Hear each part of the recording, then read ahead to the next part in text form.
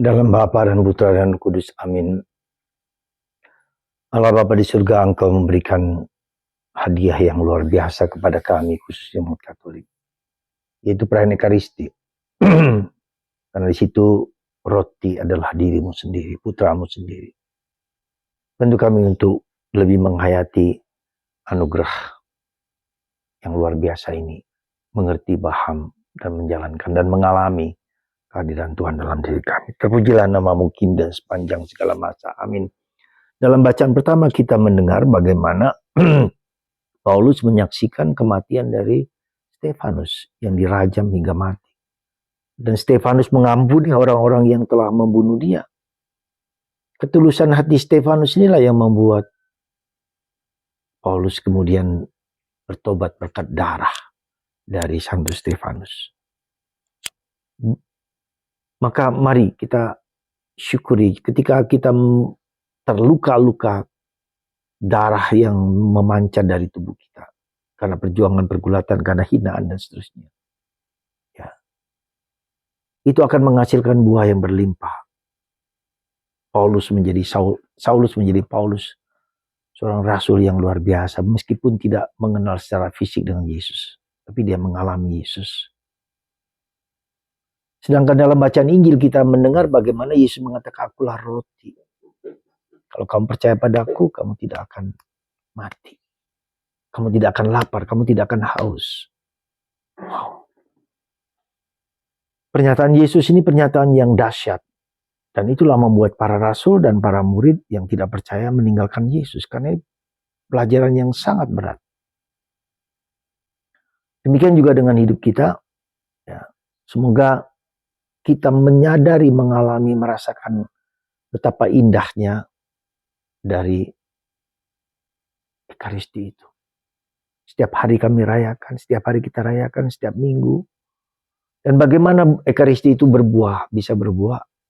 Ya, yaitu ada hal yang penting yang kita lakukan, bersikap proaktif, bukan hanya aktif tapi proaktif, mempersiapkan diri untuk menerima tubuh Kristus dengan membaca teks kitab suci, fokus kepada Ekaristi, kepada sabda, kepada kata-katanya sabda yang berbicara itu.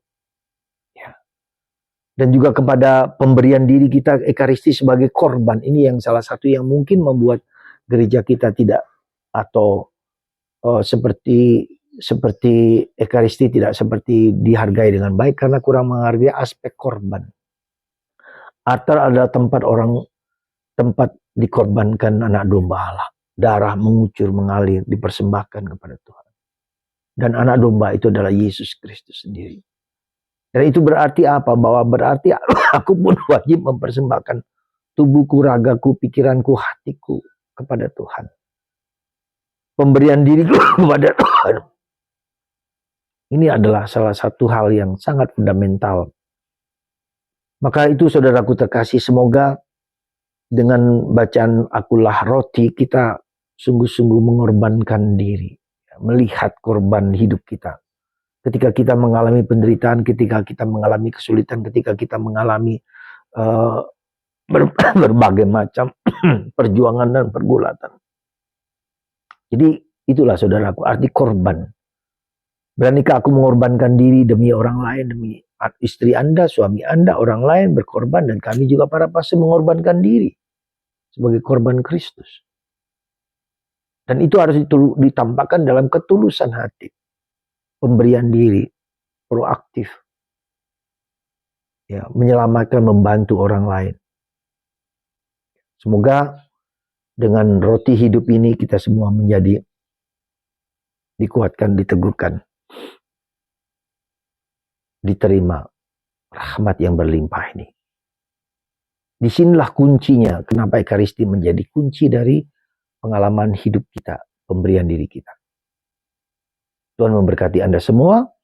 Semoga korban Kristus, korban Ekaristi menguatkan kita dalam pengabdian kita kepada Tuhan. Dan ketika kita mengalami salib, kita tidak mundur, kita tidak takut. Tuhan berkat bagi Anda semua, Bapa, Putra, dan Roh Kudus. Amin.